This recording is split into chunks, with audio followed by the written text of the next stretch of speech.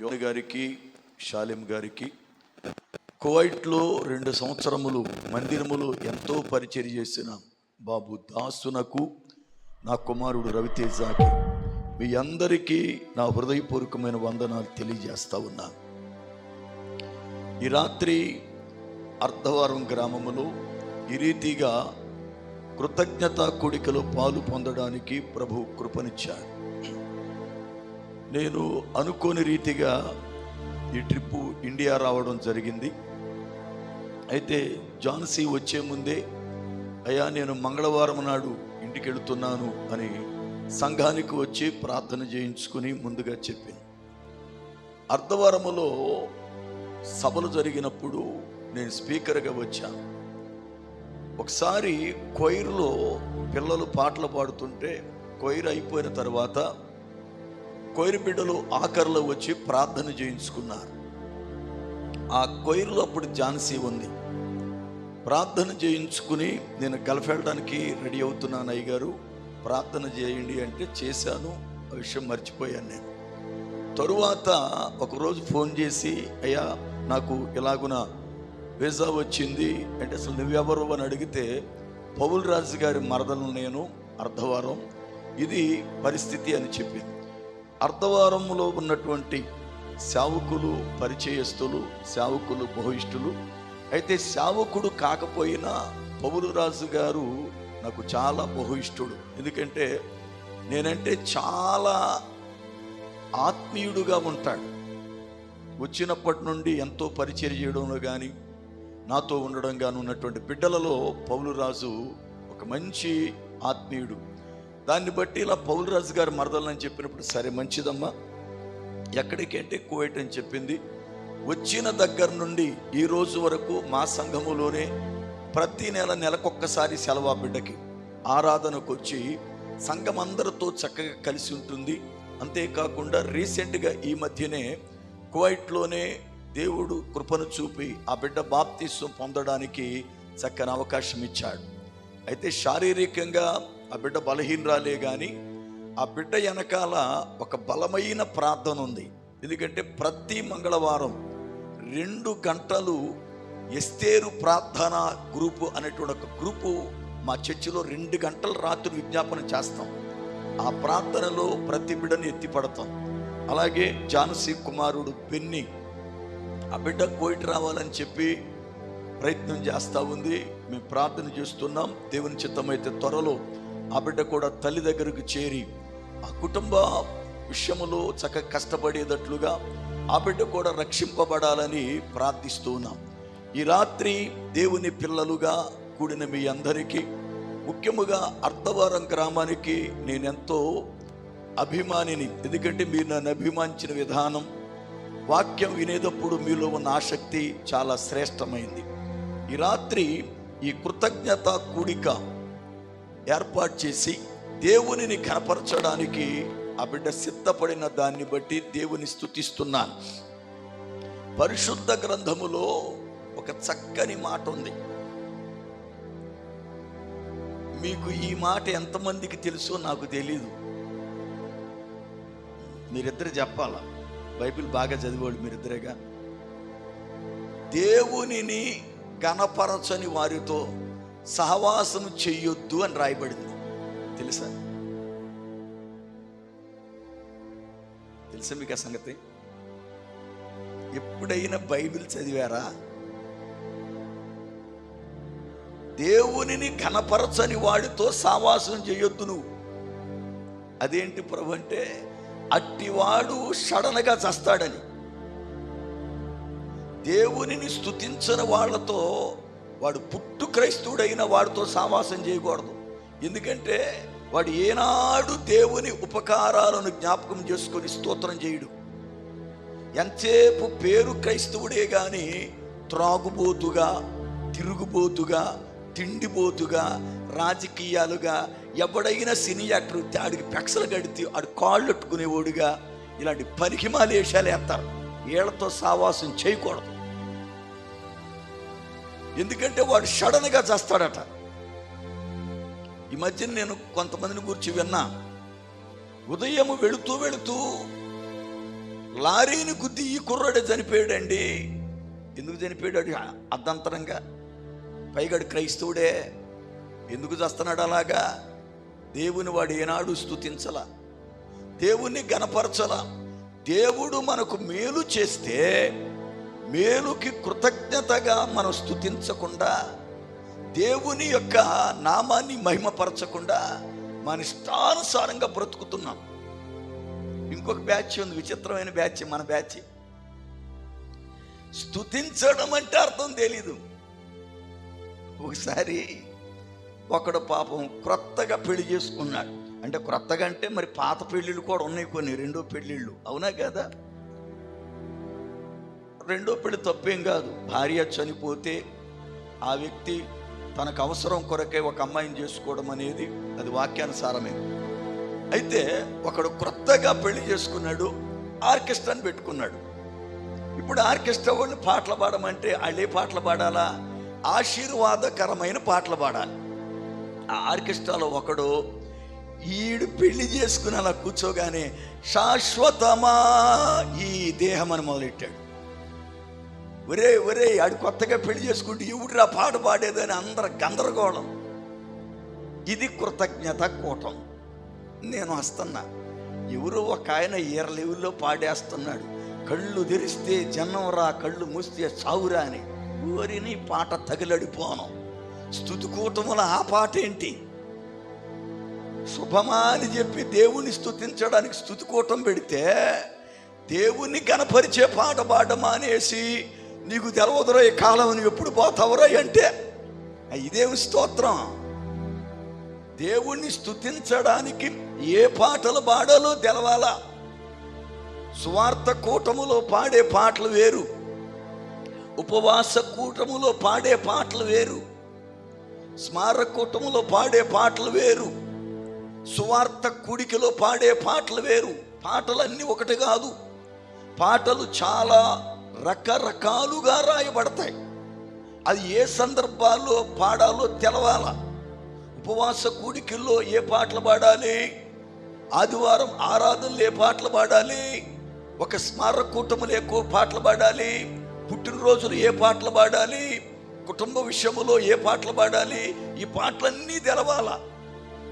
అంతేకాదు మా సిఆర్లు అయ్యగారులకి ఒక మనవి, ప్రత్యేక కూటమి ఎలా నడిపించాలో, ఆరాధన ఎలా నడిపించాలో తెలవాలి మీకు. దానికి దీనికి తేడా తెలవట్లా. ఆరాధన నడిపించేస్తున్నారు. ఇది కూడా, ఇది వేరు అది వేరు. ఏది ఎలా నడిపించాలో ఖచ్చితంగా క్రమము తెలవాలి, లేకపోతే అది అక్రమమైపోతుంది. అక్రమమైపోతే దేవుడు అంటాడు, అక్రమము చేయువారలారా నా యొద్ద నుండి ఈ రాత్రి దేవునిని ఘనపరచకపోతే వాళ్ళతో సావాసం చెయ్యొద్దు, దేవునిని ఘనపరచాలి అని లేఖనములో చెప్పిన మాటను మనం ధ్యానం చేద్దాం. ఎందుకు ఘనపరచాలో, ఘనపరిస్తే ఏం జరుగుతుందో, ఎక్కువ సమయం మిమ్మల్ని కూర్చోమెట్లను చాలా తక్కువలోనే దేవుని యొక్క వాక్యాన్ని మీకు వివరణ చేయడానికి ఇష్టపడతా. సామెతల గ్రంథం చూడండి. వాక్యాన్ని పిల్లల్ని కాస్త డిస్టర్బ్ లేకుండా కూర్చోబెట్టుకుని మీరు జాగ్రత్తగా వాక్యమేనండి. సామెతల గ్రంథం 24వ అధ్యాయం 21వ వచనం. నా కుమారుడా యెహోవాను ఘనపరచుము, రాజును ఘనపరచుము, అలాగు చేయని వారి జోలికి, గుర్తుపెట్టుకోండి ఆ మాట, అండర్లైన్ చేసుకోండి, ఎలాగూ చెయ్యని వారి జోలికి వెళ్ళొద్దు. దేవునిని ఘనపరచనోడు జోలికి నువ్వు పోవద్దు, సావాసం చెయ్యొద్దు, సావాసము నీవు చెయ్యొద్దు. అంటే ఇప్పుడు మీరు చెప్పండి, మన సంఘంలో మనం ఎంతమందితో సావాసం చేయొచ్చు, ఎంతమంది చేయకూడదు? అసలు మనలో ఎంతమంది దేవుడు చేసిన మేళ్ళకి కృతజ్ఞత కూటం పెట్టిస్తున్నారు? నేను ఒక మాట అడుగుతాం మిమ్మల్ని, మన పేట అంతా క్రైస్తవ పేటేగా. లెంటిన్ డేస్ పక్కన పెడదాం. లెంటిన్ డేస్లో మీరు ఎట్టపోయిన కూటం సంఘం వాళ్ళు బలవంతం గిట్టేస్తారు మీ దగ్గర కూటం, అది సంఘం. కానీ దేవుడు సంవత్సరం అంతా నిన్ను కాచి కాపాడినందుకు కృతజ్ఞతగా, అయ్యా సంవత్సరం అంతా నా కుటుంబాన్ని కాపాడాడండి, ఈ సంవత్సరం మంచి పంట దిగుబడి వచ్చిందండి, నా బిడ్డలు క్షేమంగా ఉన్నారండి, కృతజ్ఞత కూటం పెట్టండి అని కుటుంబ పక్షాన పుట్టినరోజులు, చావు రోజులు, పెళ్లి రోజులు కాకోకుండా కేవలం స్తుతించడానికి కూడికను పెట్టి దేవునిని స్తుతించే కుటుంబాలు ఎన్ని ఉన్నాయా అంటే ఇలాంటి వాళ్ళతో సావాసం చేయకూడదు. గుర్తుపెట్టుకోండి, ఎప్పుడైనా సరే వాక్యం చాలా క్లియర్గా మనతో మాట్లాడింది. నా కుమారుడా యెహోవాను ఘనపరుచు, రాజును ఘనపరుచు, అలాగు చేయని వానితో జోలికి నీవు. చిన్న ప్రార్థన చేసుకుందాం. ఆశ్చర్యకరుడా మీ కొందనాలు, స్తోత్రాలు. ఈ రాత్రి సేవకునిగా మీ పక్షాన నిలబడ్డా, నన్ను మరుగుపరచు, మాతో మాట్లాడు. కూడిక ఏర్పాటు చేసిన బిడ్డను ఆశీర్వదించు, దైవజనులను బలపరచు, సంఘాన్ని దీవించు. యేసు నామమున ప్రార్థిస్తున్నాను పరమ తండ్రి, ఆమేన్. అర్ధవారం గ్రామ బిడ్డలకు నా హృదయపూర్వక వందనాలు. మీ గ్రామంలోని బిడ్డలు చాలామంది కువైట్లో జాబ్ చేస్తున్నారు. కువైట్లోనే కాదు, ఖత్తర్లో కూడా మీ ఊరి బిడ్డలు చాలామంది ఉన్నారు. నేను ఖత్తర్ వెళ్ళినప్పుడు ఝాన్సీ ఇంచుమించుగా 10 మంది బిడ్డల్ని అక్కడ పరిచయం చేసింది. కానీ వారు ముఖాముఖిగా నన్ను కలవడానికి వారి ఉద్యోగరీత్యా అవకాశం లేదు, కానీ ఫోనులో మాట్లాడారు. దేవుని చిత్తమైతే మరలా అక్టోబరు 10వ తారీఖున ఖత్తర్ వెళ్తున్నాను. ఆ బిడ్డల్ని ఏ రీతిగా అయినా కలవడానికి చూస్తా ఉన్నాను. కనుక ప్రార్థన చేయండి. దేవుని యొక్క లేఖనాన్ని ఈ రాత్రి కొంచెం జాగ్రత్తగా మనం విందాం. పరిశుద్ధ గ్రంథములో సొలొమోను గారు రాసిన 3 పుస్తకాలు చాలా ప్రాముఖ్యమైన పుస్తకాలు. దేవుని మందిరం ఎలాంటిదో సొలొమోను రాసిన 3 పుస్తకాలు అలాంటివి. దేవుని మందిరం ఎలాగుంటది అంటే బయట ఆవరణము, లోపల పరిశుద్ధ స్థలము, ఆ పైన అతి పరిశుద్ధ స్థలం. 3 భాగాలు ఉంటాయి. ఆవరణం, పరిశుద్ధ స్థలం, అతి పరిశుద్ధ స్థలం. ఆవరణములోనికి ఎవరైనా రావచ్చు, ఎవరైనా కూర్చోవచ్చు, ఎవరైనా మాట్లాడవచ్చు. పరిశుద్ధ స్థలములోకి అందరు రావడానికి లేదు. కేవలం పరిశుద్ధ స్థలములోనికి యాజకులైన వారు, లేవీలు మాత్రమే వెళ్ళాలి. అతి పరిశుద్ధ స్థలములోనికి ప్రధాన యాజకుడు మాత్రమే వెళ్ళాలి. అలాగునే సొలొమోను రాసిన 3 పుస్తకాలు. సామెతల గ్రంథం ఎవరైనా చదవచ్చు, అందరికీ సంబంధించిన వర్తమానాలు ఉన్నాయి. ప్రసంగి గ్రంథం అందరూ చదవలేరు, రక్షణ పొందిన వారు మాత్రమే దాన్ని ధ్యానించగలరు. పరమగీతాల గ్రంథం అందరూ ధ్యానించలేరు, పరిశుద్ధాత్మను పొందిన వాళ్ళు మాత్రమే దాన్ని ధ్యానించగలరు. అయితే సొలొమోను భక్తుడు రాజైన తరువాత దేవుడు తనకిచ్చిన జ్ఞానాన్ని బట్టి 3000 సామెతలు రాశాడు. ఎన్ని వేలు చెప్పాలందరూ? 3000. అయితే 3000 సామెతలు మనకి సామెతల గ్రంథములో రాయబడాల. చూడండి, ఆయన ఎన్ని సామెతలు రాశాడు. రాజుల మొదటి గ్రంథము 4వ అధ్యాయము 32వ వచనం. రాజుల మొదటి గ్రంథము 4వ అధ్యాయము 32వ వచనం. అతడు 3000 సామెతలు చెప్పాను. అయితే 3000 సామెతలు దీనిలో వ్రాయలేదు, కానీ ప్రాముఖ్యముగా పరిశుద్ధాత్మ దేవుడు తన ప్రజలకి ఏమి చెప్పాలనుకున్నాడో వాటిని మాత్రమే దీనిలో పొందుపరిచాడు. అయితే ఎందుకు ఈ సామెతలు చెప్పాడు? అసలు ఈ సామెతలు చెప్పడగల కారణం ఏంటి? సామెతల గ్రంథం 1వ అధ్యాయం 4వ వచనం. సామెతల గ్రంథం 1వ అధ్యాయం 4వ వచనం. అమ్మా, జ్ఞానము లేని వారికి బుద్ధి కలిగించుటకును, యవ్వనులకు తెలివియు వివేచనయు పుట్టించుటకును తగిన సామెతలు చాలు. ఈ సామెతలు ఎలాంటివి అంటే జ్ఞానులు అనబడుతున్న వారికి బుద్ధిని పుట్టిస్తాయి, యవనస్తులు అనేవారికి వివేచనను కలిగిస్తాయి ఈ సామెతలు. అందుకే దేవుడు సొలొమోను చేత వీటిని వ్రాయించాడు. అయితే ఈ సామెతల గ్రంథములో 24వ అధ్యాయం 21వ వచనములో మనము చదువుకున్న మాట, ఆయన పిలుస్తూ మాట్లాడుతున్నాడు, నా కుమారుడా నీవు ఈ పని చేయాలా. ఏంటా పని? అక్కడ ఒక శ్రేష్టమైన పని అప్పగించాడు. యెహోవాను కనపరచు, రాజుని కనపరచు. అంటే నెంబర్ 1 అతడు కనపరిచే పని చేయాలి. నెంబర్ 2 ఎవడు కనపరచడో అట్టి వాడి జోలికి పోకూడదు, అట్టి వాడితో సావాసము చేయకూడదు. ఎందుకని సావాసం చేయకూడదు? దేవునికి స్తోత్రం, అననుడితో సావాసం చేయకూడదట. దేవునిని కనపరచని వాడితో సావాసం చేయకూడదట. ఎందుకు సావాసం చేయకూడదు? ఒక మాట చెబుతా. ఇప్పుడు బ్రతుకున్నప్పుడు చాలా ప్రేమగా సావాసం చేస్తాం. అదే మనిషి చచ్చిపోయాడు, చచ్చిపోయినోడితో బ్రతుకున్నవాడు ఎవడైనా సహవాసం చేస్తాడా? చెప్పాలి మీరు, అవునా? ఇప్పుడు దేవుణ్ణి స్తుతించని వాడితో ఎందుకు సహవాసం చెయ్యొద్దు అన్నాడు అంటే, దేవునిని స్తుతించేవారు సజీవులు, స్తుతించని వారు మృతులు. స్తుతించని వారు, యెషయా గ్రంథం 38వ అధ్యాయం మనం చదువుతున్నప్పుడు అక్కడ రాయబడిన మాట ఏమిటి? సజీవులే కదా నిన్ను స్తుతించేది, మృతులు నిన్ను స్తుతించునా? మృతులు నిన్ను అంటే ఇప్పుడు చచ్చిపోయినోడు నీకు స్తోత్రం చెల్లించలేడు, చచ్చిపోయిన వాడు నిన్ను కనపరచలేడు, చనిపోయిన వాడు నిన్ను మహిమపరచడు. అందుకే నువ్వు స్తుతిస్తున్నావు అంటే బ్రతుకున్నావని అర్థం.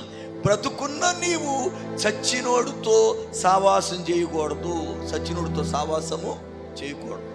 ఒక రోజున ప్రభువు వెళుతూ ఉండగా ఒకడు కనపడ్డాడు. ఆయన్ని వాణ్ణి చూసి ప్రభు అన్నాడు, బాయ్ నీ వచ్చి నన్ను వెంబడించు అన్నాడు.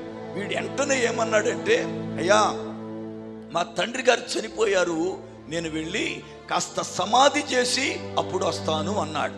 ప్రభు అన్నాడు, మృతుల్ని పాతి పెట్టుకో నిమ్ము, నువ్వు వచ్చి నన్ను వెంబడించు. నువ్వు చచ్చినోడికి వెళ్ళి నువ్వు చేసేది ఏమి లేదు, కానీ నువ్వు రాయనాయన కాల. ఎందుకని? చనిపోయినోడిని సమాధి చేయడానికి చచ్చినోడు చాలా మంది ఉన్నారు. నువ్వు బ్రతుకున్న వాడివి, వాడి కొరకు నీ సమయాన్ని పాడు చేసుకోవద్దు. అంటే దేవునిని స్తోత్రం చేయకుండా, దేవునిని ఘనపరచకుండా, దేవుని మహిమపరచకుండా లోకములో బ్రతికే వారితో ఆత్మ సంబంధమైన బిడ్డలు సావాసము చెయ్యకూడదు.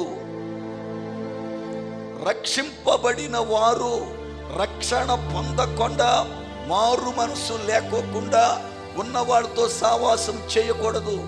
వాడు పాటలు పాడొచ్చు, గుడిలోకి వెళ్ళొచ్చు, ప్రార్థనలు చేయొచ్చు, ఒకవేళ కానుకలు ఇవ్వచ్చు, ఏమైనా చేయని, కానీ వాళ్ళు బ్రతికింపబడలే, రక్షింపబడలే. రక్షింపబడని వారితో రక్షింపబడిన వారు సావాసం చేయకూడదు. ఎందుకు చేయకూడదు? చూడండి వాక్యాన్ని, సామెతల గ్రంథం 24:22 వచనం. జాగ్రత్తగా చదవాలి, చదవమ్మా. చూడండి, ఎట్టివారికి యెహోవాను కనపరచని వారికి హఠాత్తుగా ఆపద సంభవించును, వారి కాలం ఎప్పుడు ముగియునో తెలియదు. అంటే దేవునిని స్తుతించని వారు ఎప్పుడు సడన్గా మరణిస్తారో తెలియదు. దేవునిని స్తుతించువారు ఎప్పుడు సడన్గా ఎక్కడ రాలిపోతారో తెలియదు. దేవుణ్ణి స్తుతించువారు సడన్గా ఎక్కడ మరణిస్తారో తెలియదు. అయ్యా మరి దేవుణ్ణి స్తుతిస్తే తెలుసుద్ది. ఎందుకో తెలుసా? యెహోవా భక్తుల మరణము ఆయన దృష్టికి.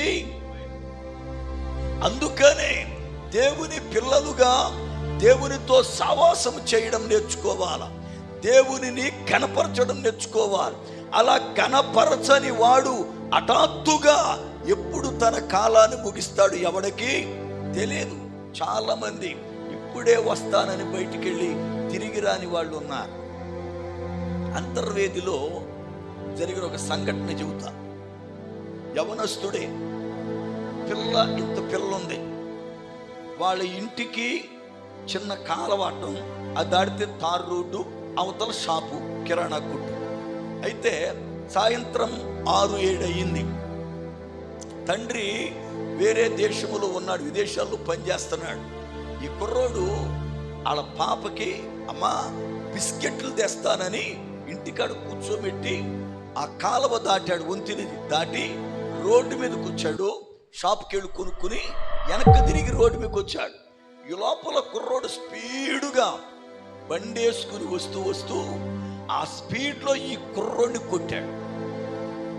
ఈ కుర్రోడిని కొడితే కొట్టినటువంటి బండి కుర్రోడు ఎగిరి అంత దూరం పక్కనే ఉన్న కాళ్ళలో పడ్డారు. ఈ కుర్రోడు ఆ గుద్దుకి ఎగిరి అంత దూరం తల్ల కిందులుగా పడితే తల తారు రోడ్డుకి తగిలి మెదడు బయటకు వచ్చి చచ్చిపోయాడు. క్షణంలో కనురెప్ప పాటులు. అంటే ఎందుకు హఠాత్తుగా మరణం ఇటువంటి వారికి? ఇవాళ యవనస్తులు చిన్న వయసులో చనిపోతున్నారు. ఎందుకు? ఇవాళ యవనస్తులు అంతా కలిసి 20 సంవత్సరాల వయసు ఉంటున్న వాడికి గంజాయికి అలవాటు పడ్డాడే. ఏమండి, క్రైస్తవ పేటలో కుర్రోళ్ళ గంజాయి అలవాటు అంటే ఎంత దారుణం అది. వాళ్ళ తల్లిదండ్రులు ప్రార్థన పరులు కాదా? వాడి గుడికి వెళ్తాం లేదా? వాడికి పెట్టిన పేరేంటి? బైబిల్లో భక్తుల పేర్లేగా. వాడి పేరు సొలొమోన్ అంటాం. ఆనాడు ఏనాడు గుడికి రాడు వాడు. వాడు తెల్లారు లేస్తే సారా కొట్టుకాడు ఉంటాడు, వాడు తెల్లారు లేస్తే ప్యాకెట్ దగ్గర ఉంటాడు, కోడి పందాల దగ్గర ఉంటాడు, గంజాయి అంటాడు, నల్లమంది అంటాడు, లేదంటే జులాయి వేషాలు వేస్తా ఆడపిల్లని కదా బండేసి తిరుగుతాడు. ఎందుకు ఈ వేషాలు? వాళ్ళ యవనస్తుల పరిస్థితులు ఎంత దరిద్రంగా ఉన్నాయండి. వాళ్ళ యవనస్తులు దేవుని భయం లేదుగా, తల్లిదండ్రుల భయం లేదుగా వాళ్ళ యవనస్తులకి. వాళ్ళ జుట్టు చూసారా కటింగ్? ఎప్పుడైనా సరే కోడి నెత్తి మీద చూడు కొబ్బరి పొచ్చు, ఈ చంపలు తీసేస్తున్నారు. ఇది పెరుగుతుంది ఇక్కడ హెడ్. ఏ అమ్మ బాబు చెప్పట్లే, ఏంట్రా జుట్టు, ఏంట్రా కటింగు, ఏంట్రా చెప్పట్లేరా? నీ కొడుకు స్టైల్ చేస్తున్నాడు అనుకుంటున్నావా? స్టైల్ చేయడం కాదు, ఒక రోజున వాడు నాశనం అయిపోతాడు. గద్దించు కుమారుణ్ణి. అయ్యా, మనం క్రైస్తవులము మాదిరిగా ఉండాలి. మనం ప్రార్థన చేసుకునే వాళ్ళం, మనం చూసి వీళ్ళు భక్తి గలవారా అనిపించుకోవాలి. అంతేగాని లోకస్తులు ఉండట్టు మనం ఉండకూడదయా అని చెప్పాల పిల్లలకి. ఇవాళ మన పిల్లలు చేస్తున్న పనులకి మనమే మురిసిపోతా ఉన్నాం. నా కొడుకు కాబట్టి ఇలా ఉన్నాడు. నీ కొడుకే కొంప ముంచినప్పుడు తెలుసుద్దాడు వ్యవహారం నీకు. చాలా మంది జీవితాలలో యవనస్తులు ఇష్టానుసారమైన జీవితం, దేవుని స్తుతించడం లే, దేవుని కనపరచడం లే.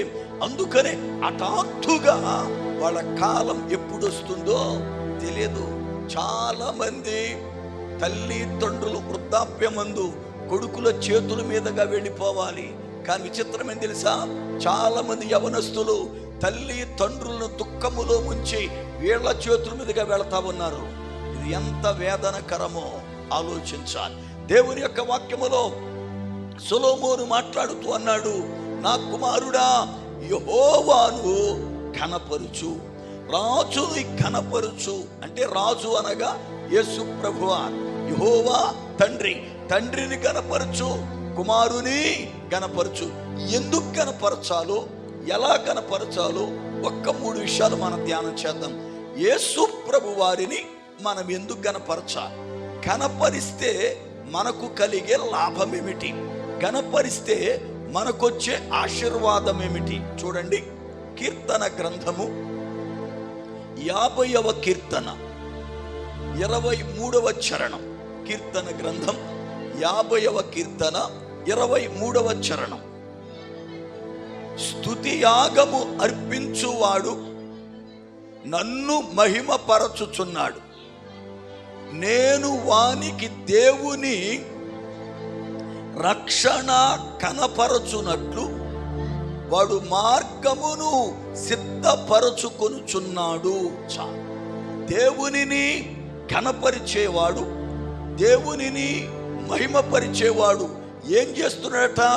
వాడు రక్షణ పొందేటట్లుగా మార్గాన్ని రెడీ చేసుకుంటున్నాడు. ఏం చేసుకుంటున్నాడు అంటే, ఒక మనిషి రక్షింపబడాలి అంటే దేవునిని కనపరచాలి, దేవునిని కనపరచాలి, దేవునిని స్తుతించాలి.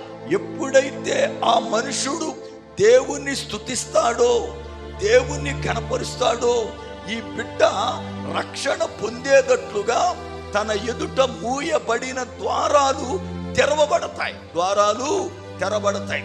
ఎందుకు రక్షించబడాలి? మనం పరలోకం వెళ్ళాలి అంటే, ఎక్కడికి వెళ్ళాలంటే, మీలో ఎంతమందికి ఇష్టం ఉంది పరలోకం వెళ్ళడం? చెప్పాలి. అందరికి ఇష్టమేనా? మాకిష్టమే అన్నవాళ్ళు ఒకసారి దేవునికి స్తోత్రం చెబుదాం. ఇష్టం ఉన్న మనిషి అలాగే చెప్పుద్దా? ఇష్టం ఉన్న మనిషి రేపు మాపు సత్యదానిలాగా చెబుతారా? ఇష్టం ఉంటే ఎంత సంతోషంగా చెబుతాం, ఎంత ఆనందంగా చెబుతాం, అవునా కదా? మరి మనం ఒక సామెత ఉంది, అమ్మగారి చక్కదానం ఎక్కడ కనపడదంట? గుమ్మం దగ్గరే. ఎందుకని? అది సోమరతో పనికత్తో గుమ్మం దగ్గర రాగానే కనపడద్దట.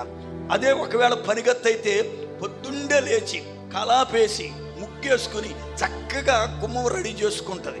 అదే నిద్రమోహం రాత్రి 1 గంట వరకు టీవీ చూసి కట్టుకున్నోడితో దెబ్బలాడేసి పక్కన వాళ్ళ మీద ఆయాసం పెంచుకున్నది అయితే 7 గంటలకు పాసిమొక్కతో లేపి చీపురు కట్టేసుకుని పక్కన వాళ్ళ ఇంటి వాళ్ళ మీద వాళ్ళ మా ఇద్దరు కూడా వచ్చింది, వీళ్ళ కుక్క వచ్చింది, ఈ నిద్రమోహోడి చెప్పడని ఈ పనికి మళ్ళీ వేసేస్తుంది, అవునా కదా? అమ్మగారు చక్కదాన్ని ఎక్కడ కనపడద్ది? ఇప్పుడు మీరు పరలోకం వెళ్తారో వెళ్ళరో మీ మాటలో తెలుస్తుంది, అవునా కదా? ఒక్కరికి ఇష్టం లేదుగా పరలోకం వెళ్ళడం. ఇక్కడే తిరుగుతూ అనుకున్నారు దెయ్యాలైపోయి. మరే మనం పరలోకం పోవాలా? ఎక్కడ పోవాలి? అది ఎంత అందమైంది, అవునా? పరలోకము నా దేశము, పరదేశి నేనిలా. బాబా ఇక్కడ ఒక చిన్న ట్రిక్ చెబుతా. ఆడు ఆవేశంతో దడ కొట్టేస్తున్నాడు. మీరేం చేస్తున్నారు తెలుసా? దొరికింది సందని ఇక చప్పట్లు కొట్టడం సప్పుడు చేసి, ఎందుకంటే ఆడు కొట్టేస్తున్నాడు కానీ, ఎందుకంటే నువ్వు ఆగరా బాబు, మీరు కొట్టి పాడండి దేవునికి స్తోత్రం. పరలోకము నా దేశము, పరదేశి నేనిలా.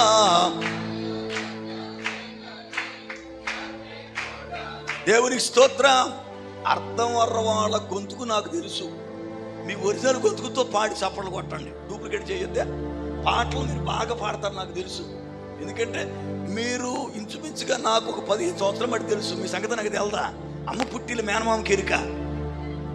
మీరు ఎలా పాడతారు నాకు తెలదా? మరి ఇప్పుడు అసలు మాటలు రావు పాటలు రావు అన్నట్టు పాడుతున్నారే. పాడతా గొంతు తిప్పి గట్టిగా. పరలోకము నా దేశం. పాటలు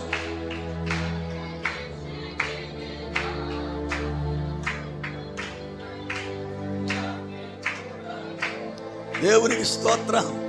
పాట ఏడవలేకపోతున్నారు బండి, ఎందుకంటే పాత పాటలు లైన్ తప్పినీగా. ఇప్పుడు ఇక్కడ జరిగిన పొరపాటు ఏంటంటే, పాత పాటల పాడేవాళ్ళు కనపడతల్లా. ఇప్పుడు అంతా యూట్యూబ్లో కొత్తగా ఎవడే పాట పెడితే ఎమ్మట నేర్చేసుకుని పాడేడు నేర్చుకున్నారు. ఈ కొత్త పాటలకి చప్పట్లు కొట్టడం అలవాటు తప్పేసింది. వాయిద్యాలు వచ్చేసినాయిగా. పూర్వం ఎన్ని ఉన్నాయంటే, డ్రమ్ ముచ్చుకుంటే జనం చప్పట్లు కొడుతుంటే డ్రమ్ము కొడుతుంటే పరిశుద్ధాత్మ దిగొచ్చాడు. ఇప్పుడు ఆడు జాజి ఎంత కొట్టినా ఆత్మ రావట్లేదు, ఊపు తప్ప, అవునా కదా? ఆత్మ ఏమైపోయిందో ఊపు వస్తుంది అంతే జనాలకి. చప్పట్లు కొట్టడం లైన్ తప్పేది ఎలాగా? దేవునికి స్తోత్రం. ఏడి పరలోకం నా దేశం అని ఎంత చక్కగా పాడతాం, ఎంత ఆనందంగా పాడతాం. కనుక ఇప్పుడు పరలోకం వెళ్ళాలి అంటే ఒక మనిషి ఎలా వెళతాడు అంటే, రక్షణ పొందితే. ఎలాగా? చూడండి వాక్య. తిమోతికి వ్రాసిన 2వ పత్రిక 4వ అధ్యాయము 18వ వచనం. తిమోతికి రాసిన 2వ పత్రిక 4వ అధ్యాయము 18వ వచనం. ప్రభువు ప్రతి దుష్కార్యము నుండి నన్ను తప్పించి తన పరలోక రాజ్యమునకు చేరునట్లు. అవునా? అంటే ఇప్పుడు పరలోక రాజ్యం చేరాలంటే ఏం జరగాలి చెప్పాలి. పరలోక రాజ్యం చేరాలంటే ఏం జరగాలి? అమ్మా ఈ బ్యాచ్ కూర్చున్న తర్వాత ఆడిది కానీ నా మాట సమాధానం చెప్పండి. పరలోకం వెళ్ళాలంటే ఏం చెయ్యాలి? నోరు తెరిచి మాట్లాడండి మీరు. పరలోకం వెళ్ళాలంటే ఏం చెయ్యాలా? రక్షణ పొందాలి. చదువుకున్న మాటే. మిమ్మల్ని కొత్త పెద్ద 10th క్లాస్ ఎగ్జామ్స్ పెట్టి రాయి మళ్ళీ పేపర్. చదువుకున్న మాట అవునా కదా? పరలోకం వెళ్ళాలంటే ఏం చెయ్యాలి? గట్టిగా చెప్పాలి. రైట్. ఇప్పుడు పరలోకం వెళ్ళకపోతే నెక్స్ట్ వెళ్ళేది ఎక్కడికి మనం? గట్టిగా చెప్పాలి. తెలుసా సంగతి? పరలోకం వెళ్ళకపోతే నరకానికి వెళ్ళిపోతారన్న సంగతి తెలుసా? చెప్పాలి. తెలుసు కదా, చిన్నప్పుడు వింటున్న మా మాటలో. ఇప్పుడు పరలోకం వెళ్ళకపోతే నరకానికి వెళ్ళిపోతామన్న సంగతి నీకు భయం ఉంటే రక్షణ పొందాలి. రక్షణ పొందిన వాళ్ళు ఎంతమంది మనలో? అంటే నీకేమంటే భయం లేదు, నరకం అంటే భయం లేదుగా, దేవుని మాట అంటే భయం లేదుగా, దేవుని వాక్యానికి లోబట్టలేదుగా. మీ సిఆర్లు ఎంత కొట్టుకుంటే మాత్రం ఏ ఉపయోగం? మీరు బాగుపడకపోతే. ఏమంటే ఇప్పుడు వాక్యం వాళ్ళు ఎందుకు చెబుతున్నారు? మీరు రక్షించబడి పరలోకం వెళ్ళాలనే కదా. నీకు తెలుసుగా రక్షణ పొందకపోతే నరకానికి పోతావని. తెలిసి ఇంతకాలం బట్టి ఇంత వయసు వచ్చినా అలాగే ఉన్నావంటే ఏ దేవుని భయము లేదనే కదా. నరకం అంటే భయము లేదనే కదా. దేవునికి లోబడలేదు కదా. ఒక మనిషి పరలోకం వెళ్ళకపోతే నిత్య అగ్నిగుండానికి వెళతారు. అగ్నిగుండం యుగయుగములు కాలుతూ ఉంటది. దానిలో మన ఆత్మ పడితే ఇక బయటకు వచ్చే ఛాన్సు లేదు. ఆ భయముతో నేను రక్షింపబడాలి అని దేవుని స్తుతిస్తా ఉంటే దేవుడు ఆ రక్షణ పొందడానికి నాకు ద్వారాన్ని తెరుస్తాడు. ఈ రోజున చాలా మంది జీవితాల్లో వాక్యం వింటున్నారు కానీ రక్షణ పొందట్లా. కారణం ఏమిటి అంటే రక్షణ యొక్క ఔన్నత్యము తెలియక, రక్షణ యొక్క గొప్పతనము తెలియక, రక్షణ పొందితే ఎట్టి ఆశీర్వాదాలు ఉన్నాయో తెలియక రక్షణ అంటే ఎందుకులేండి అని దాని పక్కకి గంటేస్తున్నారు కానీ రక్షణ ప్రజలు పొందట్లా. వాక్యం బోధిస్తుంది ఒక మనుషుడు రక్షింపబడాలి అంటే దేవునిని ముందు ఘనపరచాలి. దేవునిని కనపరిచిన వాడికి దేవుడు రక్షణ మార్గాన్ని సిద్ధపరుస్తాడు. వాడు చక్కగా రక్షించబడతాడు. వాడు నిత్యత్వములోనికి ప్రవేశిస్తాడు. లేకపోతే నువ్వెన్ని పాటలు పాడినా, నువ్వు ఇక్కడ ఎంత భక్తి చేసినా ఒక రోజున విడువబడతావు. విడువబడితే వచ్చే పరిస్థితి బహుఘోరమైనది. విడుబడితే వచ్చే పరిస్థితి బహుఘోరమైనది. అందుకే ఒక మనుషుడు ఖచ్చితంగా రక్షణ పొందాలి. నేను పుట్టు క్రైస్తవుని అనుకోవద్దు, నాకు వాక్యం తెలుసు అనుకోవద్దు, నేను పాటలు బాగా పాడుతున్నాను అనుకోవద్దు, గుడి కానికిస్తాను అనుకోవద్దు. ఇవన్నీ దేవుని రాకడ సమయములో లెక్కించబడవు. దేవుని రాకడలో ఎత్తబడాలి అంటే ఒక్కటే లెక్క, రక్షింపబడ్డావా లేదా. మీరందరూ క్రైస్తవ బిడ్డలే. రక్షణ పొందకపోవడానికి ఏంటి కారణం? మీరు అందరు క్రైస్తవ బిడ్డలేగా, అందరు క్రిస్మస్ గుడిలోకి వస్తారుగా. మరి రక్షణ పొందడానికి ఇంకా మీకు ఏంటి అర్థం? ఎందుకు పొందలేదు అంటే పాపాన్ని నువ్వు వదిలిపెట్టలేకపోయావు. అది విషయం. పాపాన్ని నువ్వు గెలవలేకపోతున్నావు. పాపాన్ని ఛేదించి విడిచి బయటికి రాలేకపోతున్నావు. అందుకే రక్షించబడకపోతాడు కారణం అయ్యే. నువ్వు నిజంగా రక్షణను కూర్చున్న ఆలోచన నీకుంటే, రక్షణ కూర్చున్నటువంటి భారము నీకుంటే, ఏనాడో దేవుని సన్నిధానములో రక్షింపబడి ప్రభు బిడ్డగా మార్చబడేవారం. ఇంతకాలం క్రైస్తవులుగా బ్రతుకుతున్నా మన జీవితంలో రక్షణ అనుభవం లేదు అంటే అది ఎంత దుఃఖకరమో ఆలోచించండి. నెంబర్ 1, ఎందుకు కనపరచాలి అంటే మనము రక్షణ పొందడానికి. నెంబర్ 2, మనము ఎందుకు కనపరచాలి? కనపరిస్తే ఏం జరుగుతుందో వాక్యం చూడండి. మత్తయి సువార్త 14వ అధ్యాయం 19-20 వచనాలు. మత్తయి సువార్త 14వ అధ్యాయము 19-20 వచనాలు. వారిని పచ్చిక మీద కూర్చుండుడని ఆ 5 రొట్టెలను 2 చేపలను పట్టుకొని ఆకాశము వైపు కన్నులెత్తి ఆశీర్వదించి ఆ రొట్టెలను విరిచి శిష్యులు జనులకు వడ్డించిరి.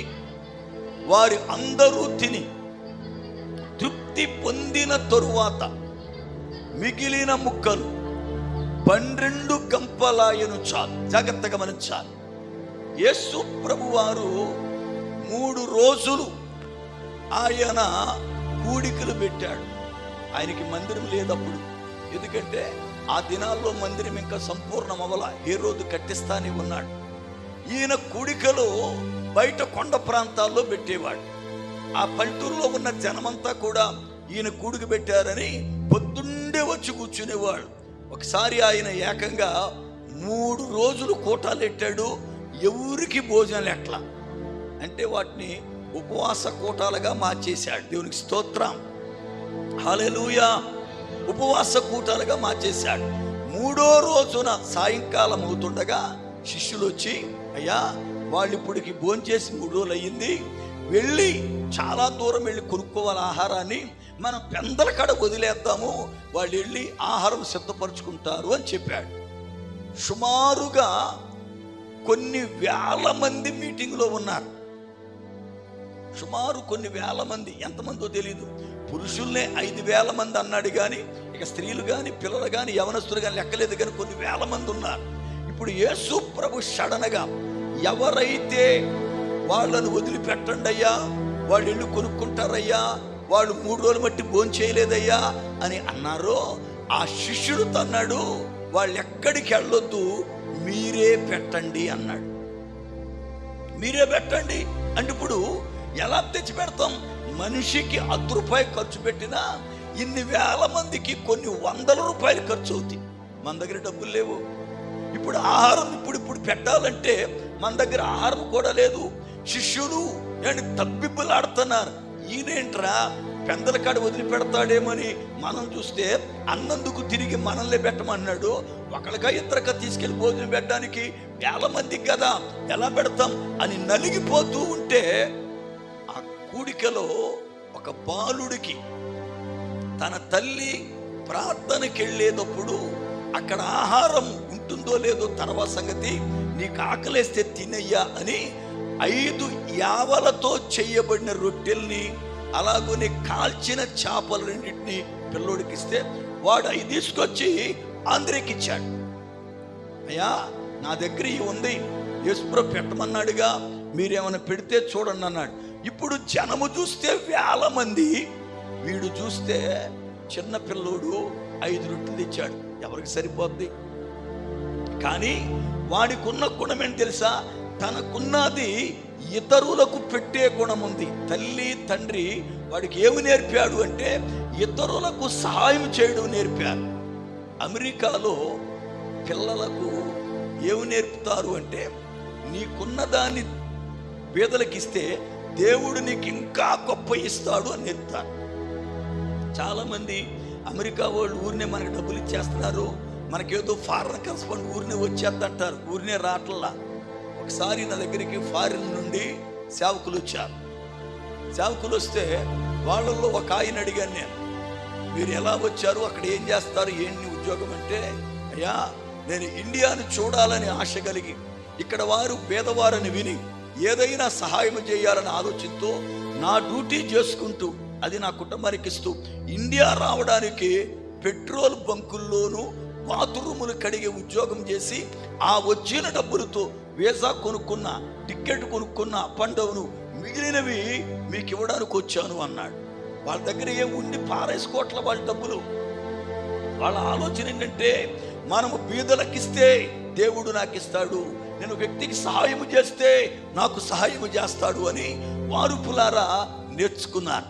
ఆ తల్లిదండ్రులు చిన్నప్పుడే వీళ్ళని షాపింగ్ తీసుకెళ్తారు.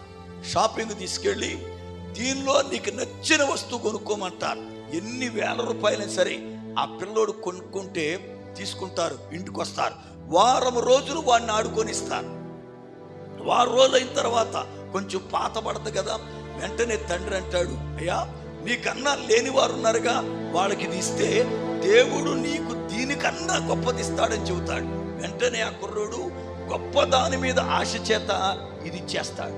ఎలాగున బీదలకు ఇవ్వడం అమెరికాలో తమ పిల్లలకు నేర్పుతున్నారు. ఈ రోజున మన పిల్లలకి ఇతరులకు సహాయం చేయడం నేర్పుతున్నామా? మన పిల్లలు ఇతరులకు మేలు చేసేవారేనా? పైగా మన పిల్లలు ఎంత పనికి మారిన పిల్లలు చెప్పనా? ఇది వయసు చూస్తే ఎంతే ఉంటుంది, పొట్లు నిక్కిలాగా 2-3 సంవత్సరాలు. ఈ పిల్ల వాళ్ళ అమ్మ వెనకాల ఎవరింటికి వెళ్ళినా అక్కడ ఏ దొరికితే తెచ్చేస్తుంది. వాళ్ళ ఇంటికి వచ్చి అది చూస్తూ ఉండగా ఎవరైనా పొరపాటున వస్తువు పట్టుకుంటే కింద పడి దొరిలేస్తాయి. ఏం గుణం ఇది? నువ్వు బయటికి వెళ్ళినప్పుడు ఇతర తెచ్చేస్తున్నావుగా, మరి మీ ఇంట్లో తీసుకెళ్తే ఎందుకు నువ్వు? చిన్నప్పటి నుంచే ఈ యొక్క చెడ్డ గుణం పడింది. అంటే ఏళ్ళ వస్తువు అని ఎరక బయట తీసుకెళ్తే ఊరుకోరు, ఎలతోడు ఏంది ఇచ్చేస్తా. అవునా? మన పిల్లలకు ఇవ్వడం నేర్పాలి, మన పిల్లలకు ఎదుటి వారికి పెట్టడం నేర్పాలి, మన పిల్లలు బాల్యము నుండే దేవునిలో ఎదగడం నేర్పాలి. ఈ యొక్క పిల్లవాడికి తల్లి నేర్పింది. వాడుకున్న 5 రొట్టెలు తెచ్చిస్తే అవి తీసుకొచ్చి వాళ్ళు పెద్దలు, ఏయ్ నువ్వు ఇచ్చిన ఎవడ సరిపోతాను పట్టుకుపో అనలా. అబ్బాయి ఈడు 5 ఇచ్చాడు ఆంధ్రియా, 3 రోజులు మట్టు పోస్తున్నాం, పెద్దలు ముందు మనం వాటేసుకు తినేద్దాము, యేసుబాబు తెలవదని చెప్పేసి వాడు తినేలా అవి తెచ్చి ప్రభువుకి ఇచ్చారు. ప్రభు అన్నాడు, జనులను పచ్చిక మీద కూర్చోబెట్టండి అన్నాడు. ఆ రొట్టెలలో ఒక రొట్టెను ఎత్తి తండ్రి వైపు కన్నులెత్తి కృతజ్ఞతాస్తుతులు చెల్లించి విరిచాడు. ఎప్పుడైతే స్తుతులు చెల్లించాడో, స్తుతులు చెల్లించి ఇరవబడిన ఆ రొట్టె 5,000 మంది తినగా, 5,000 మంది పురుషులు తినగా, పిల్లలు తినగా, స్త్రీలు తినగా ముక్కలు రాలిపోతే వాటిని ఎత్తితే 12 గంపలయ్యాయట. నేను ఒక్క మాట మిమ్మల్ని అడుగుతా, మీ ఇళ్లలో వంట చేసేది ఆడోళ్ళేనా మగోళ్ళ? కొన్ని ఇళ్లలో మగోళ్ళు కూడా చేస్తున్నారు ఈ మధ్యన. భార్య మీద ప్రేమ ఎక్కువైపోయి అదేమో కూడు ఉండదు, కర్రీ పాయింట్కి వెళ్ళి పట్టిరా. ఏ పాయింట్ కంట చెప్పాలి? ఏ పాయింట్ కంట? ఏమో ఉల్లు వంగట్లేదా, లాగి దవడండు కొట్టి నోరు ముసుగింట్లో వంట చేయి అని అంటే చేయదా? అయ్యి బాబోయ్, అది వాళ్ళ పగలు నరిగిపోయింది అయ్యారు. ఈ పూట కర్రీ పాయింట్ చేద్దామని అలవాటు చేస్తే ఆ కర్రీ మొక్కంది నీ నెత్తి మీద కూర్చుంటుంది. వారంకో పట్రా పట్రా అంటది. చచ్చినట్టు అలవాటు చేయడం సులభమే, మానిపించుకోవడం కష్టం. అర్థమైంది పాయింట్? ఇప్పుడు అలవాటు చేయడం చాలా సులభం, మానిపించుకోవడమే కష్టం. అందుకే అలవాటు చేసుకోవద్దు మీరు, జాగ్రత్త. తర్వాత పీక్కోలేక నాకోలేక చావాలా. ఏమంటే చాలామంది ఇవాళ ఎందుకో ఇలా తయారైపోయారు. భర్త భయం లేదుగా. ఏమండి, భర్త భయం లేదు అసలు చాలామంది స్త్రీలకి. మా యాయిని ఇప్పుడు వరకి ఒరేయ్ అని నేను అన్నవాడు చెయ్యతను చూద్దాం.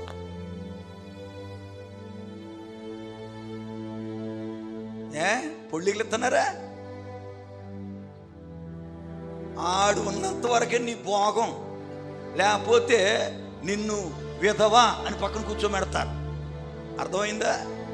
చాలా మందికి ఇది అర్థం కాబట్టి వాడి బతుకుండగాడి విలువ తెలియట్లా. వాడిని పనికిరాని వాడిగా లెక్కేస్తున్నారు అంతే. జాగ్రత్త మనం గమనించుకోవాలి. మనం ఏం చేస్తున్నామో ఏం చేయట్లేదో అది అర్థం కావాలి చాలా మందికి. మీరే వంట చేస్తారు, అవునా కదా? మీరు ప్రార్థనకు వచ్చే పిల్లలేగా అందరూ. పాటలు పాడినా పాడపోయిన కానీ చప్పట్లు పడుతుంది తెలుసుగా, వాక్యం వినడానికి చెవులు ఉన్నాయిగా. మీరు వంట చేసిన తర్వాత ఉదయం కానీ రాత్రి కానీ నువ్వు కాస్త క్రైస్తవ బిడ్డ గనక వండిన ఆ 2 పాత్రలు దగ్గర పెట్టి చేతులేసి, ప్రభువా ఈరోజు ఆహారం ఇచ్చేందుకు స్తోత్రం.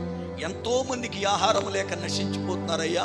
కొంతమంది ఆహారం లేక దొంగలయ్యారు, కొంతమంది వ్యభిచారులయ్యారు, కొంతమంది నరహత్య చేస్తున్నారు, కొంతమంది మోసాలు చేస్తున్నారు. ఏ యోగ్యత లేకపోయినా నేను నా పిల్లలు తినడానికి ఇప్పుడు మెతుకులు ఇచ్చావు, ఇది ఆశీర్వదించు. మా కుటుంబం అంతా తినగా ఎవరైనా పేదవారు అడుక్కోవడానికి వస్తే వారు కూడా పెట్టేటట్లుగా దీన్ని సమృద్ధిగా దీవించు అని 2 చేతులు వాటి మీద వేసి ప్రార్థన చేసి అప్పుడు నా పిల్లలకి నేను కూడు పెడతాను అన్న తల్లుందా? నువ్వు వండేసి అక్కడ పెడతావు, నువ్వు వండేసావు, సీరియల్ దగ్గర కూర్చుంటావు పళ్ళు గిలుచుకుని, ఆడేమో రోడ్లో తిరిగి వచ్చి అమ్మాయి కూడెట్టు అంటాడు. ఇప్పుడు మంచి పొజిషన్ ఉన్నాను అంటావు నువ్వు. వీడు ప్రార్థన లేదు, బతుకులో ఏమి లేదు, కుక్కలాగా దొర్లిసి తింటాడు. వెనకాల కొందో లేదు వీడు చూడటం. ఏం బతికిది? క్రైస్తవ కుటుంబాల్లో ఏమండి ప్రార్థన అక్కర్లేదా? స్తోత్రం అక్కర్లేదా? ఆహారం లేక ఎంతమంది పాడైపోతున్నారు? ఇచ్చినందుకు స్తుతి చెల్లించొద్దా? నీ బతుకులో దేవునికి స్తోత్రం చెల్లించలేవా? ఆ కుప్పుడు మెతుకులు ఇచ్చినందుకు. నేను చెబుతా, స్తుతి చెల్లిస్తే ఎలాగూడదు. నేను సేవకు వచ్చిన దినాల్లో నాతో ఇంచుమించుగా 70 మంది కుర్రోళ్ళు ఉండేవాళ్ళు. ఒకసారి దుంపగడ మీటింగ్కి వెళ్ళాను. నేను వెళ్ళినప్పుడు 12 మంది వెళ్ళాం. 12 మంది వచ్చారని చెప్పి అక్కడ సిబిఎన్ సంఘం ఉంది దుంపగడపలో, బాప్టిస్ట్ సంఘమే. సేవకు వచ్చారు వాళ్ళని చెప్పి కోడిగుడ్లు వండారు, 12 కోడిగుడ్లు. అప్పుడు మీటింగ్ అయ్యాక మాకు తెల్లారి 2 అయ్యేది అప్పట్లో. ఈ లోపల నేను అక్కడికి వచ్చానని సావాసంపేటలో ఇంకా ఆగస్టు ఒక 80 మంది వచ్చారు ఆ ప్రాంతం నుండి. మీటింగ్ అయ్యాక 20 మంది అయ్యాం. ఇప్పుడు 12 మంది కొండిన భోజనం 20 మందికి ఎలా సరిపోద్ది? వీళ్ళు తొక్కిసలాడుతున్నారు. అర్ధరాత్రి ఇప్పుడు ఏం వండాలా? 80 మంది ఎక్కువ వచ్చారు, ఒకరిగా ఇద్దరుగా తెచ్చి చేయడానికి ఏంటని నాకు అర్థమైంది. ఏంటి అన్న? ఏం కదా అయ్యారు, మొట్టమొదటిగా మీరు 12 మంది వచ్చారు, 12 మందికే ఉండాము, తెరచు ఇప్పుడు 80 మంది ఉన్నారు. ఇది పరిస్థితి, మీరేం కంగారపడద్దు, అందరూ కూర్చోబెట్టండి అన్న. అందరూ కూర్చోబెట్టారు. వండిన కుండలు తెచ్చి బయటెట్టమన్నా. భోజనం కుండ, కూర కుండ, రసం కుండ 3 బయటెట్టారు. రెండిటి మీద ఏమండి చేతులేసి ప్రార్థన చేశా.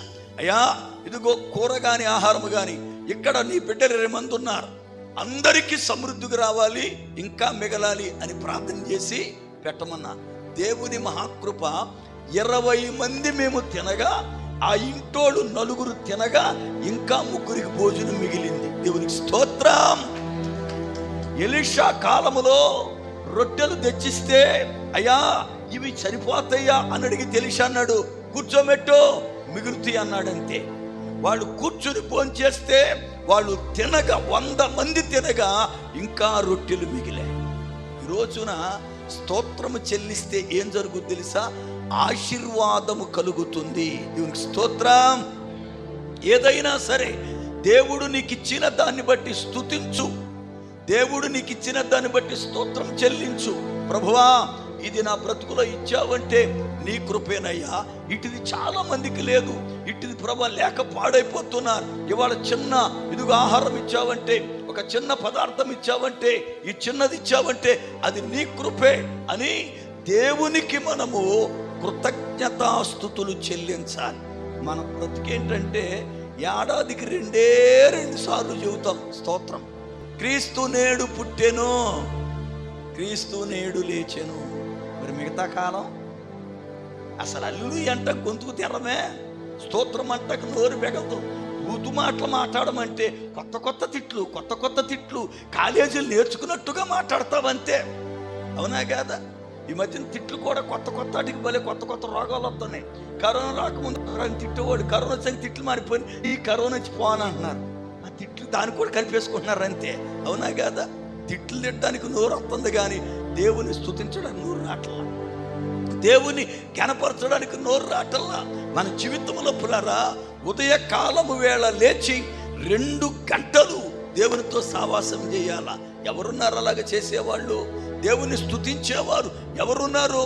దేవా నువ్వు చేసినటువంటి క్రియల కొరకై నీకు స్తోత్రం చెల్లిస్తున్నాను. ఏమంటే కూర్చున్నా, నిలబడినా, నడుస్తున్నా దేవునిని ఘనపరుస్తూ దేవుని సన్నిధానములు మహిమపరచాలి. ఎందుకో తెలుసా? దేవుడు మనలను నిర్మించుకున్నదే ఆయనను స్తుతించడానికి. చూడండి వాక్యాలు. యెషయా గ్రంథం 43వ అధ్యాయం 21వ వచనం. యెషయా గ్రంథం 43వ అధ్యాయం 21వ వచనం. నా నిమిత్తము నేను నిర్మించిన జనులు నా స్తోత్రమును ప్రచురము చేయుదురు. నా నిమిత్తం నేను ఎవరినైతే నిర్మించుకున్నానో, నా నిమిత్తం నేను ఎవరినైతే పుట్టించుకున్నానో వాళ్ళు నా స్తోత్రమును ప్రచురము చేతురు, నా స్తోత్రమును ప్రచురము చేతురు. అనగా దేవుని చేత మనం పుట్టింపబడిన వారం, దేవుని చేత సృజించబడిన వారం. ఆయన ఆత్మ మనలో ఉంది. అందుకే ఎల్లప్పుడూ కూడా దేవుని నిత్యము స్తుతిస్తూనే ఉండాలి. దేవునికి స్తోత్రం. దేవునికి స్తోత్రం. దేవుణ్ణి స్తుతించుడి, ఎల్లప్పుడు దేవుణ్ణి పాడదాం.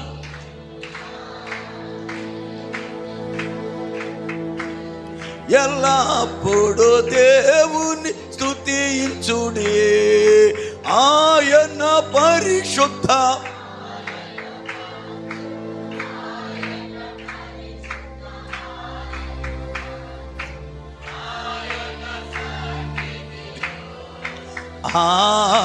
ఆయన సన్నిధిలో ఎల్లప్పుడు దేవునికి స్తోత్రం. మనము ఎల్లప్పుడూ దేవుని స్తుతించాలి. నిజంగా ఇవాళ మనం బ్రతుకున్నామంటే దేవుని కృపే కదా. మనతో పుట్టిన వారు చాలా మంది ఈ రోజున బ్రతికిలేరు. ఇవాళ మనం ఆరోగ్యముగా ఉన్నామన్నా, అందంగా ఉన్నామన్నా, చక్కనటువంటి కృపతో ఉన్నామన్నా, కుటుంబాన్ని కలిగి ఉన్నామన్నా, ఇది దేవుని కృపే కదా. దాన్ని మర్చిపోయి వాళ్ళ స్తుతించకుండా బ్రతుకుతున్నాం. మన బ్రతుకులో స్తుతి లేకపోతే నీవు ఆత్మ సంబంధముగా చచ్చినట్టు లెక్క. గుర్తుపెట్టుకోవాలి. నువ్వు ఎన్నడూ కూడా స్తోత్రం చెల్లించట్లేదు అంటే నువ్వు ఆత్మ సంబంధంగా చచ్చావని అర్థం. పాటలు పాడటం వేరు. పాటలేముంది, దెయ్యాలు కూడా పాడతాయి పాటలు కాదు, స్తోత్రము కావాల నోట. దేవుని స్తుతించాలి. పరలోకమందు దూతగణంబులు రాత్రింబవళ్ళు పరిశుద్ధుడు పరిశుద్ధుడు పరిశుద్ధుడని ఆరాధిస్తూ ఉంటాయి, స్తుతిస్తూ ఉంటాయి. నువ్వు బ్రతుకుంటే నీ నోట నిత్యము స్తోత్రం ఉంటుంది. ఈ రోజున చాలా మందికి స్తోత్రములో ఉన్న విలువ తెలియక, ఆశీర్వాదము తెలియక దేవుని స్తుతించట్లేదు. నెంబర్ 1, రక్షింపబడాలి అంటే స్తుతించాలి. నెంబర్ 2, ఆశీర్వదించబడాలి అంటే స్తుతించాలి. నెంబర్ 3, స్తుతించుట వలన ఏ గొప్ప మేలు జరుగుద్దో మీరు చదవండి. దినవృత్తాంతముల 2వ గ్రంథం 20వ అధ్యాయం 22వ వచనం. దినవృత్తాంతముల 2వ గ్రంథం 20వ అధ్యాయం 22వ వచనం. వారు పాడుటకును స్తుతించుటకును మొదలు పెట్టగా యెహోవా యూదా వారి మీదికి వచ్చిన అమ్మోనీయుల మీదను, మోయాబీయుల మీదను, షేయీరు మన్యవాసుల మీదను మాతృగాండ్రను పెట్టెను గనుక వారు హతులైరి. చాలు. ఒక పర్యాయం యూదా జనాంగాన్ని ఏలుచున్న యెహోషాపాతు మీదకి ఒకేసారి 3 రాజులు వాళ్ళ సైన్యముతో దండెత్తో చేశారు. అమ్మోనీయులు, మోయాబీయులు, షెనేరీయులు అంటే ఏషావు సంతానం. 3 రాజులు దండెత్తి వస్తే ఈ యెహోషాపాతు ఏం భయపడలా, కలవరపడలా, కంగారు పడలా. దేవుని మందిరములోకి వెళ్ళి ఉపవాసాన్ని ప్రకటించాడు. ప్రజలారా రండి, మన ఉపవాస ప్రార్థన చేద్దాం, దేవుడు మనకు సహాయం చేస్తాడు. మన మీదకి ఒకేసారి 3 రాజులు దండెత్తి వచ్చారు అంటే ప్రజలందరూ కూడా మందిరములోకి వచ్చేసారు ఉపవాసం ఉండి ప్రార్థన చేయడానికి. ఉపవాసం ఉండి ప్రార్థన చేస్తుంటే దేవుడు వారిలో ఒక చేత మాట్లాడాడు. నువ్వు భయపడవద్దు, నేను నీకు తోడయ్యున్నా, నిలబడి రక్షణ చూడన్నాడు. ఎప్పుడైతే దేవుడు ఆ మాట ఇచ్చాడో యుద్ధానికి వెళ్ళేటప్పుడు యుద్ధ శూరులు ముందెట్లా గొప్ప గొప్ప ఆయుధాలు తీసుకుని పోలా. ఆయన ఏం తెలుసా, యుద్ధపు సైన్యానికి ముందు స్తుతి పాటలు పాడేవాడు నిలబెట్టాడు. యుద్ధానికి వెళ్ళేవాడు ఎవడైనా యుద్ధ శూరులు ముందెడతాడు, ఆయుధోపకరణములు తీసుకెళ్తాడు. కానీ యెహోషాపాతు యుద్ధ వీరులు తీసుకెళ్ళలా. యుద్ధోపకరణాలు ముందు పెట్టలా. పాటలు పాడేవారిని ముందెట్టి వాళ్ళ చేత పాడించడం మొదలుపెట్టాడు. వారు పాడుతూ ఉంటే పాట అవ్వక ముందే యెహోషాపాతు మీదకి వచ్చిన 3 రాజులు వారి సైన్యాలు చచ్చిపోయారు. అంటే స్తుతి చేయుటలో గొప్ప విజయాన్ని ఆ రోజున యూదా జనాంగం చూశారు. నీ ఎదుట ఎంత బలమైన శత్రువు నిలబడి ఉన్నా, నీ ఎదుట ఎలాంటి శక్తులు పనిచేస్తున్నా దేవునిని స్తుతించు, దేవుడు అద్భుతముగా నీకు జయాన్ని ఇస్తాడు. నీ ఎదుట ఎలాంటి ప్రాకారాలు ఉన్నా ఎదుట ఎలాంటి బలమైన దుర్గాలు ఉన్నా, ఎలాంటి సమస్యలున్నా ప్రతి ఒక్కటి పడద్రోస్తాడు. పాల్ యాంగ్చో అనే దైవజనుడు చనిపోయారు ఈ మధ్యన. ఆయన 4 కోణాలు అనే పుస్తకాలు రాశారు. ఆయన రాసిన పుస్తకాల్లో ఒకసారి ఆయన అనుభవాన్ని చెబుతూ, నేను ఉదయమే లేచి 2 గంటలు దేవుని సన్నిధిలో గడుపుతాను, అయితే ప్రార్థన చేయను, 2 గంటలు కూడా స్తోత్రమే చెల్లిస్తా. నిన్న చేసిన అద్భుతాలకి, ఈరోజు చేయబోతున్న అద్భుతాలకు జ్ఞాపకం చేసుకొని స్తుతిస్తూ ఉంటా. 2 గంటల స్తోత్రమైన తర్వాత ఇక లేచి నా కాలక్రమేణ కార్యాలు మొదలెడతా. ఏ పని మొదలు పెడితే ఆ పనికి దేవుడు ముందుండి ద్వారాలు తెరుచుకుంటూ వెళతాడు, అద్భుతముగా కార్యాలు జరుగుతాయి అన్న సాక్ష్యాన్ని రాశాడు. అంటే ఒక మనిషి జీవితములో దేవుడు తనకు ముందుగా ఉండి యుద్ధశూరుడై నడిచి ఆయన గొప్ప విజయం ఇవ్వాలి అంటే ఆ మనిషి స్తుతించడం నేర్చుకోవాలి. యెహోషాపాతు పాటలు పాడేవారిని పెట్టాడు. వారి పాటలు పాడుతూ ఉండగానే, వాళ్ళు స్తుతిస్తూ ఉండగానే మోయాబీయుల మీద, అమ్మోనీయుల మీద, శనేరీయుల మీద మాటుగాండ్రను దేవుడే పెడితే వాళ్ళు వీళ్లను హతము చేశారు.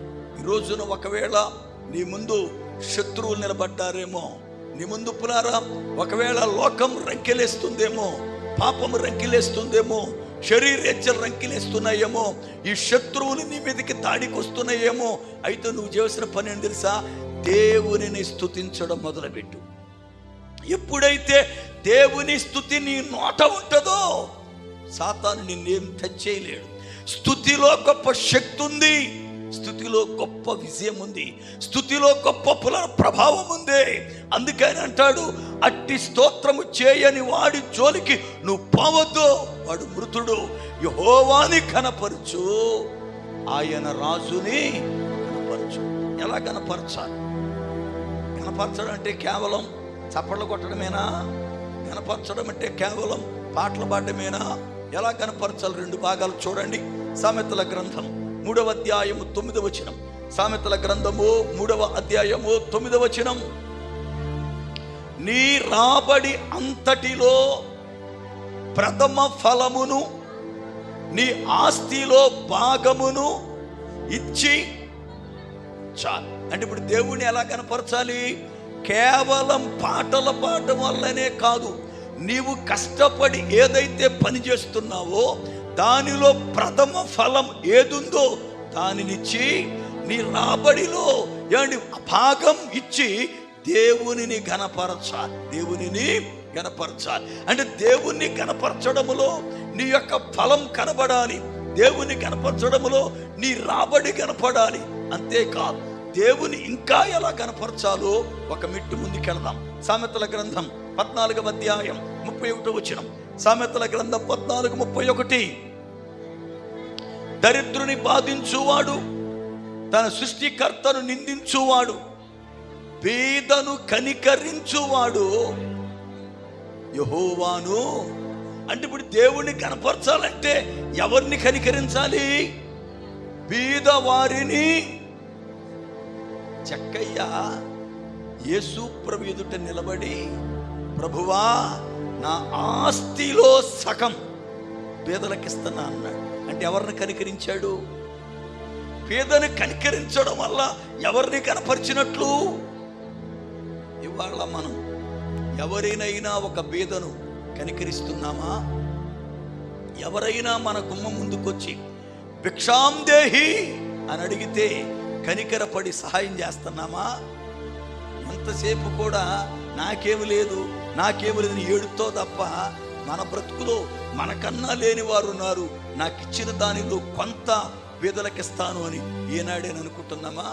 ఒకసారి నా దగ్గరికి భీమవరం ఒక పాస్టర్ గారు వస్తానని కబురు చేశాడు. రెండయ్యా నేను బస్ స్టాండ్కి వస్తాను, నేను రిసీవ్ చేసుకుంటానని చెప్పాను. ఆయన రాగానే కాస్త టిఫిన్ ఇప్పించి బస్ స్టాండ్ దగ్గర కాఫీ ఇప్పించి ఇంటికి తీసుకొద్దామని 100 రూపాయలు ఉంటే జేబులో పెట్టి బయలుదేరాను. నేను బండి వేసుకుని బయలుదేరాను. కరెక్ట్గా ఆ యొక్క మురుగ్గాల వంతుని దాటి గవర్నమెంట్ హాస్పిటల్ దగ్గర కిందకు దిగుతున్నా.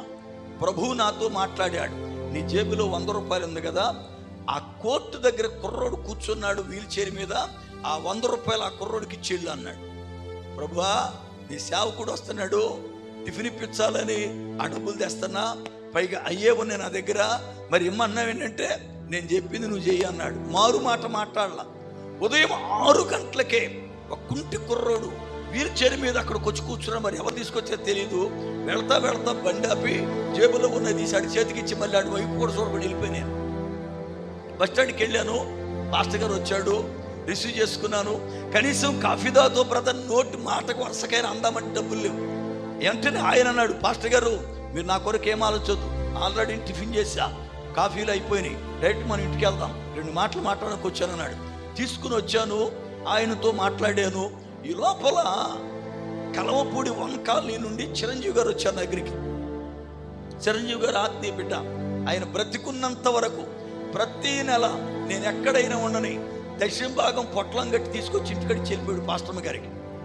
ఆ రోజున 10 గంటలకి చిరంజీవి గారి ఇంటికి వచ్చాడు. ఆయన ఎప్పటి నుంచో మీ దగ్గరికి రావాలనుకున్నా, గత నెల దక్షిణ భాగం ఆగిపోయింది, నువ్వు చూస్తే దొరకట్లా, ఇది నా దగ్గర పెండింగ్ గడిపోయింది అని చెప్పి ఆ పొట్లం ఇచ్చి ప్రార్థన చేయించుకుని వెళ్ళిపోయాడు. 20 సంవత్సరాల క్రితం సంగతి చెబుతున్నా మీకు నేను. అయితే నేను పాస్టర్ గారికి కానుకిచ్చి పంపించడానికి కూడా ఆ రోజు దగ్గర ఏమి లేవు, ఉన్న 100 రూపాయలు ఇచ్చేసా. అది ఆలోచిస్తున్న, ప్రభా ఇమ్మన్నావు ఇచ్చాను, ఇప్పుడు మరి ఈ నెల పంపించాలండి. ఈ లోపల ఆయన వచ్చాడు, పొట్లం ఇచ్చాడు, ఆయన ప్రార్థన చేసి వెళ్ళిపోయాడు. ఇక పాస్టర్ గారు వెళ్లే ముందు ఆయన కానుక ఇవ్వాలి కనుక ఈ పొట్లములో కానుక ఎంత ఉందని ఓపెన్ చేసి చూస్తే 1500 రూపాయలు ఉన్నాయి. దేవుడు ఆశ్చర్యకరుడు. నువ్వు సహాయం చేయడం నేర్చుకుంటే నీకు ఆయన సహాయం చేయడం ప్రారంభిస్తాడు.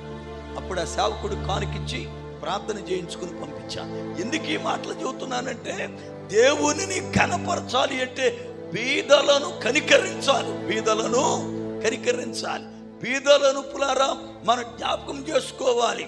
అయితే సాతానుడు తెలివిగా ఏం చేశాడంటే, వీళ్ళు బీదల్ని కనికరిస్తున్నారు, బీదల్ని కనికరిస్తే దేవుణ్ణి మహిమపరిచినట్లే, బీదలను కనికరిస్తే ఇదిగో వీళ్ళు దేవుని కప్పించినట్లే, బీదలకు వీళ్ళు సహాయం చేస్తే ఆశీర్వాదం పొందుతారు కనుక వీళ్ళను ఏమైనా సరే బీదలకు సహాయము చెయ్యనీయకుండా ఆప్ చేయాలంటే ఏం చేయాలా అని ఒక మాస్టర్ ప్లాన్ వేసి సీఎంను పట్టుకున్నాడు. ఆడైతేనే కరెక్ట్గా దీనికి సూట్ అవుతాడని ఆడనట్టుకుని ఏం చేశాడంటే, రబ్బాయి ఇదిగో వీళ్ళు బీదలకు సహాయం చేస్తున్నారు, వాళ్ళు చేయకుండా ఉండాలంటే నువ్వు పని చేయి, ప్రతి ఆటోడుకు 15,000 వేసేయి, ప్రతి డాక్టర్ గ్రూప్ వాళ్ళకు 10,000 వేసేయి, కాలేజీ పిల్లలకు 18,000 వేసేయి. అప్పుడు పేదోళ్ళు ఎవడు ఉండడుగా, ఎవడికి సహాయం చేయడు, ఈ పని ఆగిపోద్ది. ఈ సంగతి మన పనికి మాలిన బ్యాచ్కి తెలియక నెల వచ్చాక డబ్బులు వేసేస్తున్నాడండి. డబ్బులు వేయడం కాదు, నరకానికి ద్వారం తెరిచాడు వెళ్ళిపోవడానికి. కాడు నీకు ఎందుకు ఇవ్వాలి గవర్నమెంట్? నీ వల్ల ఎంత ₹1 గవర్నమెంట్కి, నీకు ఇచ్చే రూపాయి ఎవరి సొమ్మది? నీదేగా మళ్ళీ తిరిగి నీకు ఇచ్చేది. 10,000 ఇస్తే ఇప్పుడు ఎంత పెంచాలా? రైస్ మీద ఎంత పెంచాలి, పప్పు మీద ఎంత పెంచాలి, ఉప్పు మీద ఎంత పెంచాలి, పెట్రోల్ మీద ఎంత పెంచాలా? ఎవడో నాకు సొంత డబ్బులు ప్రింట్ చేసి ఇచ్చానండి. ఏమైనా గుర్తుందా మనుషులకేమైనా? మాకెందుకయ్యా ఈ పెంచడం, మాకు సరిపోయినంత ఉంది, చక్కగా ప్రజలు ఏలుబడి చేయడని ఒక్కడ అన్నాడా? ఇవాళ పేదలు ఎవడు లేడుగా, పేదలు ఎవరు లేడు ఇవాళ. ఇటువరకు పేదలు ఉండేవాళ్ళు, ఇప్పుడు ఏడి? ఎవరికైనా సహాయం చేద్దామంటే పొరపాటు, ఎవరికైనా సహాయం చేద్దామంటే నువ్వు ఇచ్చేదంటరా మా సీఎం నెలకొచ్చే 3,000 వేస్తున్నాడు నాకు అన్నాడు. ఈడు ఎవడు ఇవాళ వాక్యాన్ని తప్పించింది, వాక్యపు ఆశీర్వాదం పోయిందిగా. నిన్ను పేదను కనికరించనీయకుండా, నిన్ను కనపరచనీయకుండా, నీ ఆశీర్వాదం రాకుండా ప్రభుత్వాన్ని ఏలే నాయకులు నాశనం చేశారు. నీకు ఆ సంగతి తెలియదుగా, వాక్య అనుభవం లేదుగా. గుర్తుపెట్టుకో, దేవునిని కనపరచడం అంటే బీదలకు సహాయం చేయి. చాలామంది బీదలు కనపడితే సహాయం చేయరు. పొద్దుండే ఎవరో ఒక గుంటాయినో ఎవరో ఒక ఆయన వస్తాడు, మా భిక్షాందేహి అంటే ఉన్న దానిలోని పక్కింటికి వెళ్ళిరా, చెయ్యి ఖాళీ లేదు. ఏం చేశాడు? పొయ్యిలెట్టేవు చెయ్యమైనా ఖాళీ లేకపోవడం ఏంటే? అదే నీ పిల్లడు దొడ్లోకి వెళ్ళాడు, ముట్టిగడకు వెళ్ళి చేయి కడుక్కుని, అప్పుడు అనవే ఎవరే ఎండ పెట్టుకో ముట్టి, ఇప్పుడు చేయి కాళ్ళలేదు అంటావా? మరే ఒక పేదవాడు వస్తే చేయి కాళ్ళలేదు అంటావా? నువ్వేసే ఇప్పుడు బియ్యానికి, నువ్విచ్చే 10 రూపాయల కానుక్కి ఇప్పుడు చాలా మంది దేవుని ఆశీర్వాదం తెలియక, బీదలకు సహాయం చేస్తే ఏం తెలుసు ఏం జరుగుతుందో తెలియక చెయ్యకుండా వాళ్ళ చేతులు వాళ్ళు ముడుచుకుంటున్నారు. జాగ్రత్త, నీ ఎదుట ఒక బీదవాడు భిక్షాందేహి అంటే ఎవడైనా సరే ధర్మం చేయి. చాలా మందికి ప్రెస్టేజీ, ఆడి మెడలో సాయిబాబా ఫోటో ఉంటే మేము క్రైస్తవులం, హిందువులకి వెయ్యం ధర్మం అంటాడు. ఆడి ఫోటో చూసి ఎవడేమన్నాడు నిన్ను? ఆడిని చూసే ధర్మం. ఆడు ఏదో అడ్డం పెట్టుకున్నాడు, దేవుణ్ణి అడ్డం పెట్టుకుని అడుక్కోవాలని. ఫోటో చూసి మేము క్రైస్తవులం, ప్రభువు నమ్ముకున్నాం, మీకు వేయకూడదంటే అది ధర్మమా? అది మేలా? ఒకవేళ ఆడు తెలుగుగల్లోడయ్యుండి మీ పేటలోకి వస్తా యేసుప్రభు ఫోటో పెట్టుకుని పేట దాటగానే సాయిబాబా ఫోటో తిప్పేతే ఏం చేస్తావు? అప్పుడు మోసపోతావుగా. దేవుని విషయములు, దేవుని పిల్లలుగా దేవునిని ఘనపరచడం నేర్చుకోవాలా. బైబిల్ చెబుతుంది, నా కుమారుడా యెహోవాను ఘనపరచుము, రాజుని ఘనపరచుము, అలాగు చేయని వాని జోలికి పోవద్దు. ఈ రాత్రి ఒక్క ఝాన్సీయే కాదు, ప్రతి కుటుంబం స్తుతి కూడికను పెట్టుకుని చక్కగా మీ సేవకులను పిలిపించుకుని దేవునికి సంవత్సర కాలమంతయు కూడా కాచాడని, కాపాడాడని, క్షేమాన్నిచ్చాడని స్తుతి ఆరాధన చెల్లించబద్ధులమై ఉన్నాం. దేవునికి స్తోత్రం. అలాగు చేయుట దేవునికి మహిమ, అలాగు చేయుట దేవునికి మహిమ. అట్టి గొప్ప కృప ఈ దినములలో పరిశుద్ధాత్మ దేవుడు మనకు అనుగ్రహించునుగాక. ప్రార్థన చేసుకుందాం. ఆశ్చర్యకరుడవైన మా పరమ తండ్రి, మీకు వందనాలు స్తోత్రాలు చెల్లిస్తా ఉన్నా. మీ మహా ఉచితమైన కృపను బట్టి ఈ రాత్రి వేళ అర్ధవరం గ్రామములో నీ కుమార్తె ఝాన్సీ ద్వారా మీరు ఏర్పరచుకుని మహిమ పొందిన ఈ కృతజ్ఞత కూడికను బట్టి మీకు స్తోత్రాలు. బిడ్డను దీవించండి. కొంతకాలం ఇక్కడ కుటుంబంతో గడిపి మరలా తన ఉద్యోగరీత్యా నాయన కువైట్ దేశానికి వెళ్ళడానికి సిద్ధపరచండి.